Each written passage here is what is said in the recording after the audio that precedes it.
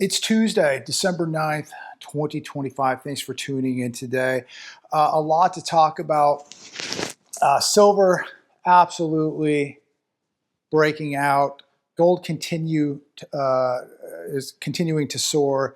So much happening, a lot to talk about. But really quick, as we start out this video today, I just wanted to respond to 3 people, 4 people maybe in the comments on yesterday's video where I talked about when I went grocery shopping the other day and I had spent $185 just on myself. And people said, oh, that's impossible. How do you come to that number? I spend, $50 a week or $75 a week and, you're making it up. And I just pondered a little bit about that today. And I'm not sure where these people live, where they shop at. Of course, the grocery store that I'm going to is too expensive. But when I lived in California, Winco was the cheapest place in California to buy groceries. And it was still expensive. And the grocery bills were still big. And now they're just getting bigger. So yes, maybe you can shop somewhere else and save a little bit. But, I just jotted down a couple notes here. And again, I don't know where you all shop, but I've been to a lot of grocery stores over the years and in the past year. And I look at steak at grocery stores now, $15, $16, $17. If you buy Prime, even more. But that's just choice. $15, $17, $18 at the grocery store now. And so if you go as an individual like myself and you go buy 2 pounds of steak, that's over $30 right there. You buy a case of water, that's $7 right there. I like Chobani vanilla cream for my coffee, $6.29 just for cream. You go buy cheese, it's $3, $4. You go buy some cold meat, $10, $12 a pound. You buy some chicken, you're going to drop $10 there. You're going to go buy some seafood, you might drop $20 there. I mean, I eat a lot of food and I try to eat somewhat good. Yes, I do like snacks. I might buy some chips. I might buy some popcorn. That's $5, $6 right there for a bag. This stuff starts adding up. I bought multiple cans of tuna, a yellowtail tuna that I like in olive oil, $3 a can. I bought 6 or 7 of those. I like to eat those. I had to buy lettuce and other vegetables for our tortoises, and that was close to $20 right there. Yes, lettuce and vegetables, ladies and gentlemen, extremely expensive. If you've been to the grocery store, unlike these 3 or 4 people where I don't know where they shop, maybe they shop at a Food Line. I don't know, and God bless them if they do that. But I shop at multiple stores. Vegetables, fruit, a little carton of raspberries is like $5, $6. And so I guess I have to sit out here and explain this to people. And then somebody will say, you don't need to justify yourself, JB, but I just want to clarify things so that people that, have a hard time understanding, that may be a little bit slow, and God bless you. But I want to break this down for you. And please share your grocery bills with us, how you can live on $75 a week or $100 a week. I just don't see it. But I mean, just the cost of lettuce, the cost of broccoli, the cost of corn, it's staggering. And I try to eat pretty decent. I like my vegetables. I like my steak. I like a little bit of seafood. I like some chicken. I like my eggs and bacon in the morning. Bacon. I buy Wright's bacon. It's my favorite. Anywhere from $10 to $12 a pack. So you start adding this up and you start getting past $100 really, really quick. And yes, on this trip, I didn't buy any steak, but I bought a lot of vegetables. I bought cream. I bought other essentials for the house. And it adds up. You don't have to just buy meat. You buy a little bit of seafood. You buy a little bit of ham at the deli. You buy bread. You buy rice. It's unbelievable what the cost of these things is getting to. But again, things are getting expensive. You buy some paper towels, some paper plates, some supplies for the house at the grocery store. This stuff starts adding up. So let me ask all of you this. Is it really shocking that I spend $185 in groceries on myself for the week? And maybe I'll have a little bit left over. But I eat a lot of food, and I like to eat pretty good. I like good fish. I like good beef. I like free-range natural chicken. And you pay a premium for it. If you want good seafood, you pay a premium for it. And that's just the way it is. I cut certain things out of my life. I sacrifice things out of my life so I can eat a better, cleaner, healthier diet. And it costs money to do that. And I know that not everybody can do that. Yes, there are people that are just going and buying cheap hot dogs. They're buying the cheapest bread. They're buying, the cheapest meat. And then maybe you can do it for $100 and you're cutting out, certain things. But I just don't get where people just don't see the food costs, how quickly, literally, it's like $40, $50 a bag now at the grocery store. Is it just me? Is it just the one grocery store I'm shopping at that it's that expensive? Or is it just reality? Many of you commented down below and talked about how easy it is for a family afford to spend $400, $500, $600 in a week. And people didn't understand that either. How can a family afford to spend $500 in a week? That's $2,000 a month. That's impossible. Really? Have you been to a grocery store lately? Maybe these people have servants that shop for them. I don't know. But if you live in the real world and you got to go buy a can of tuna, a pound of ham, bacon, steak, bread, coffee, cream, all this, you'll see how quick you blow through 100 like that, 100 like that. So let me know your thoughts on that. I just don't see things coming down. You can blame it on tariffs. You can blame it on the administration. I think there's a lot of gouging going on with the food companies and maybe even the grocery stores. Spot silver climbs to $60 per ounce for first time, Reuters. Right now, it is hovering right around $61 as I make this video. Congratulations to all the people out there that didn't listen to the doom and gloomers, to the doubters, to the people who said that, oh, it's going to $8, you're wasting your time, it's a barbarous relic, gold and silver. God bless everybody out there that bought silver, bought gold. Thank you for staying on the path. And guess what? It's going to go even higher. It's going to go much, much higher. If you need some, make sure to go to my link down below, SD Bullion. It'll take very, very good care of you. $60 an ounce. Right now, sitting right about 61. I don't know what the exact number is. Here's another one today. Silver prices just smashed a new record. What does this mean for the economy? Well, it means that the dollar is going to continue to depreciate. And this year already, the dollar has depreciated 8.5%.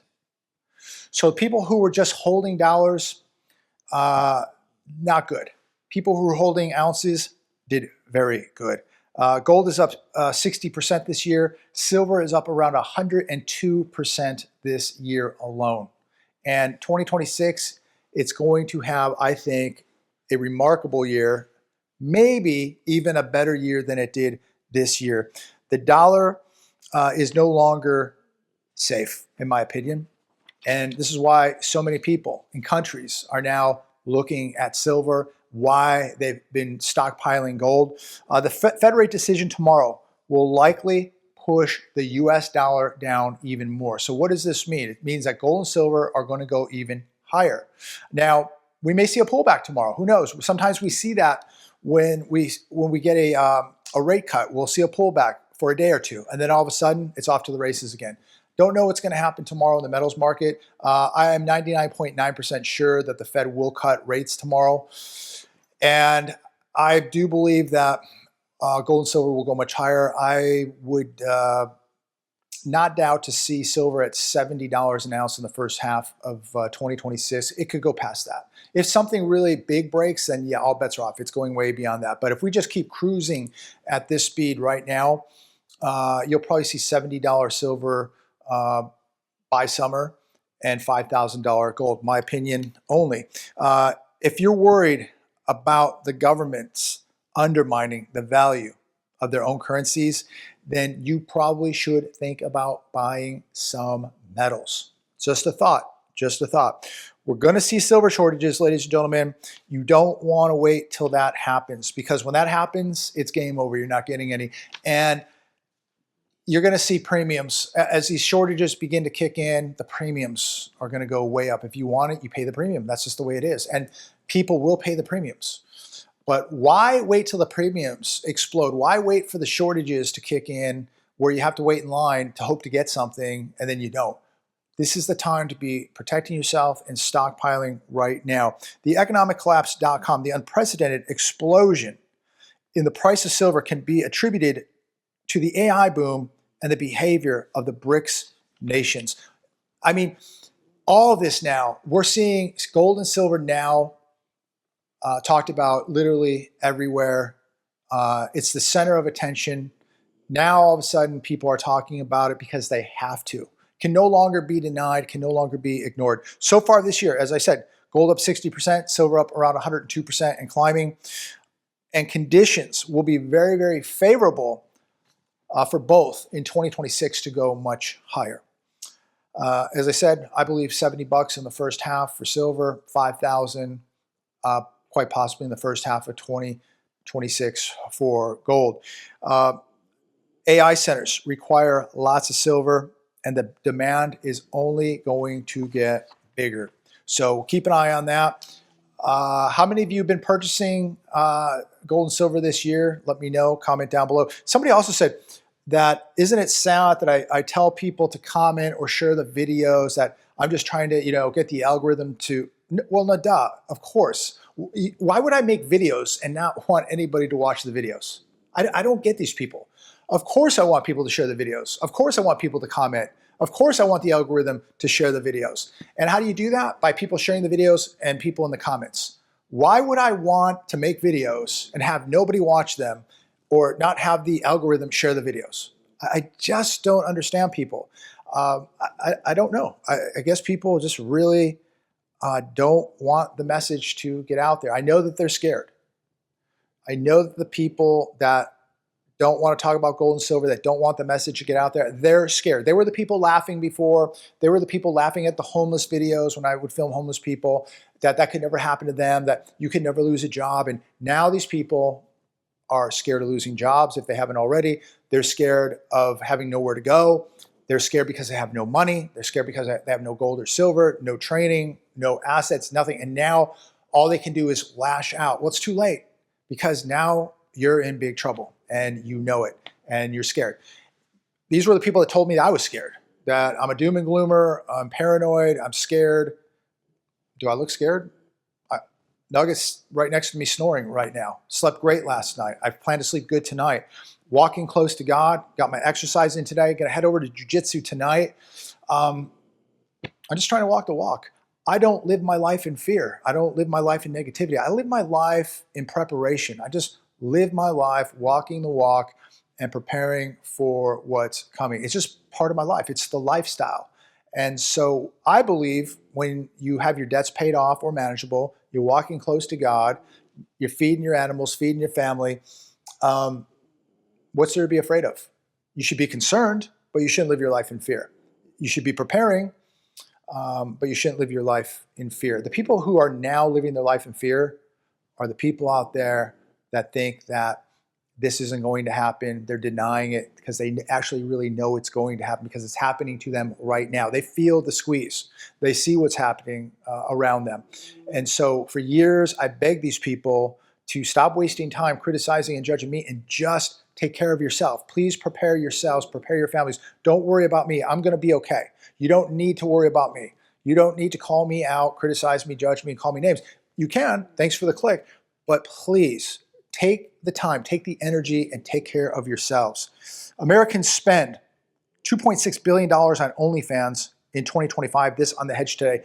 And these same people will be the people that complain that I'm telling people to buy gold and silver. I'm not telling anybody to do anything. I'm sharing with you what I'm doing, what I think is a good idea to do. But I'm never going to tell somebody what to do. But I do think it's a good idea to buy gold and silver. And these people will go, I can't believe you're telling people to buy gold and silver at these prices. People are broke. They don't have any money, JB, and you're telling them to buy gold and silver. $2.6 billion on OnlyFans. So if people have $2.6 billion to go on OnlyFans, what's their excuse for not having a little bit of gold or silver? Again, you have to make the sacrifices. You've got to cut things out of your life. And one of the best things to cut out of your life is garbage like this. This is garbage. If you're a man, especially an adult man, doing this, you need help. You really need help. Your time and money and energy is much better spent on buying some gold and silver than it is going on OnlyFans. We have a real illness in America, and people have some really sick addictions. And the people that do this for work, I mean, this again, how does God look at America where we're doing things like this and we believe everything in America is going to be okay, that America is not going to go through a reckoning, America is not going to be judged?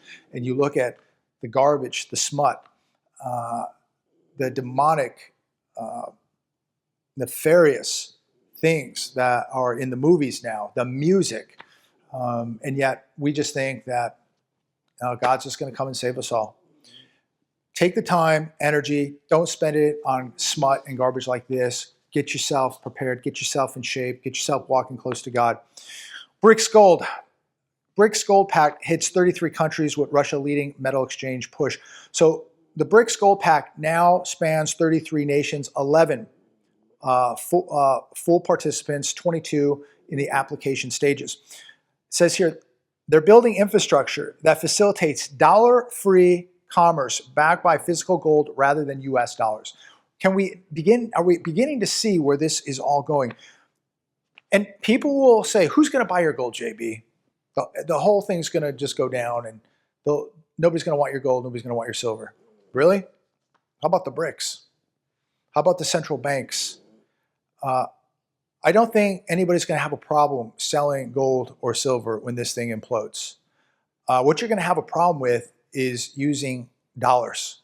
That's what you're going to have a problem with. There has never been a time in 5,000 years of world history where gold and silver did not have value. Please, to these people, please point out a period in the past 5,000 years where gold and silver never had value, where it didn't buy food, land, real estate. Please give me the dates. Love to look at that, but I've not seen it in any history books in my life. I haven't seen it in the Bible. Seems to me that for 5,000 years, gold and silver have always had value, have always bought things, have never been worth zero. But again, it's the same people that don't have these assets now who are scared and have to lash out that your gold and silver is going to be worthless. Really? Tell that to the BRICS nations. Tell that to these 33 nations, and tell that to the global central banks who are stockpiling this. And while you're at it, tell Tether too, who've been buying as much or more than the central banks have been doing. Tell them that, please. Daily Mail. Foreclosures jump over 20% as Americans fall behind on mortgages amid affordability crisis. Do you need any more proof that we are watching an economic collapse in America or the demise of the middle class? In November, 35,651 properties had a foreclosure filing. Now, we've come a long way since 2020, 21, 22, when they told you to go buy a house, don't even get a home inspection. You don't even need to see it. You just need to go buy a house. States with the most foreclosures. This was interesting. Number 1, Delaware. 2, South Carolina. 3, Nevada. What happened to all those real estate agents in Nevada that used to write me, tell me that could never happen in Nevada? New Jersey. 5, Florida, District of Columbia. 7, Indiana. 8, Illinois. 9, Pennsylvania. 10, Utah. 11, Maryland. 12, Ohio. 13, Iowa, Idaho, and rounding it out at 15, Texas. So interesting to see Idaho, Iowa, Ohio, Maryland, Indiana, Illinois. I mean, just an array where you would think that it would not be hitting this list of the most foreclosures, but things be a changing. 42% of student loan borrowers say bills make it harder to cover basic needs such as food, survey finds. This on CNBC. Did they not think about this before they took the money? Is this now my problem? Is this now your problem that the bills are getting harder to pay? I mean, before you take out an $80,000 student loan, maybe you should think about what could happen down the road if you don't get a job. What is the job market really like for, the industry you're getting into, the degree that you got? Is it going to have a decent pay? How competitive is it? But now all of a sudden people took the bait, took the money, went to college, got a degree in basket weaving, and now they're having a tough time paying their bills. And am I supposed to feel sorry for these people? Look, you sign on the dotted line, you got to pay the money back. It's on you. You should have done your due diligence. Trump administration moves to remove millions of student loan borrowers from payment pause. As of July, the Education Department had identified 7.6 million borrowers in the SAVE forbearance. Remember, that's what the previous administration, the Biden administration, came up with, the SAVE forbearance. So these people didn't have, at the moment, have to pay their student loan back. More than 42 million Americans hold student loan debt that is now exceeding $1.6 trillion. But going back to the SAVE forbearance, it's amazing how many people really yet still are not having to pay their bills. When are people going to have to pay their bills? When you go to the house, the bills come in, the gas, the electricity, the water, the mortgage, the rent, the car payment, credit card, cell phone bill, health insurance, you name it. Do you just say, hey, look, I can't pay it, put me in forbearance, for a couple of years? I mean, when are people going to start paying their bills? How many banks aren't even receiving payment on commercial buildings right now because they're doing the same thing? They basically have these commercial buildings in forbearance. They're just, extending and pretending. And it's time for these people to pay their debts back. I'm not getting a break. You're not getting a break. So why are all these people getting breaks? Why are all these borrowers in commercial real estate getting a break and not having to pay their bills back? At some point, the piper is going to get paid, ladies and gentlemen. Here's another one. Great Dane trailer manufacturer laying off 164 people. I think it's pronounced Eliasburg, Pennsylvania. Eliasburg, Pennsylvania. 164 people. You've probably seen these literally every day on the highways. Big rigs pulling Great Dane trailers. Very, very well-known brand. 164 people losing their jobs. Here's another one from the Daily Mail, very interesting, a little bit off topic. 18 million Americans told to stay indoors as air fills with toxins linked to cancer and heart attacks. This in Southern California, where I just left. It's facing a sudden dangerous air quality emergency. An alert was issued today, Tuesday, alerting 18 million people. The Southern Coast Air Quality Management District found elevated levels of PM 2.5, a lot of pollution in California, apparently. Los Angeles, Orange County, Inland Empire, Riverside County, and San Bernardino, all seeing surging pollution levels, all being warned, stay indoors, stay in your house. If you're old, if you have a heart condition, asthma, please stay home, please stay indoors. People ask me, went to the dentist yesterday. Go to the dentist, see what that costs. A lot more than my grocery bill. Go to the dentist. These guys, go to the veterinarian. Take your dog to the vet, go to the dentist. It's going to be a lot more than a grocery bill, I'll tell you that. But anyways, he had asked me, why I left California. Why didn't I leave California? I wish I would have done it sooner. But here, now we have the air quality. And I talked about this in videos in the past, living in the desert. The air in the desert was changing. Something had changed over the last couple of years with the weather in the desert. It was always overcast, lots of particles in the air. It was very, very dirty air. You'd always see this big dust cloud over the Coachella Valley. And it was happening daily. And it was getting really ugly. And so reading this article on the Daily Mail just reinforces what's happening in Southern California. But such a beautiful state. And, we'd always talk about in the desert, the sun's always out, the crystal blue skies, and that has all changed. And so something's definitely happening to the weather in California, at least the air quality in Southern California. It's disgusting. But be aware of that, what you're breathing. And I will tell you this, very clean air here in Southern Alabama, lots of trees, blue skies. We had a nice crisp, about 50 degrees today, gorgeous day. Pond looks beautiful, got really topped off with the rain, looks really nice. It's like glass right now. Air's beautiful. Nugget's power napping right now. Turbo's taking a little nap. Guineas are out, and we're just living life. That's all we can do, right? And preparing a little bit every day, walking closer to God a little bit every day, and just being thankful every day for what I have. And I want to thank everybody who takes the time to tune in to this channel. I appreciate it. wouldn't happen without you. God bless every one of you. Have a wonderful evening. Take care. Be safe out there. Talk to all of you soon.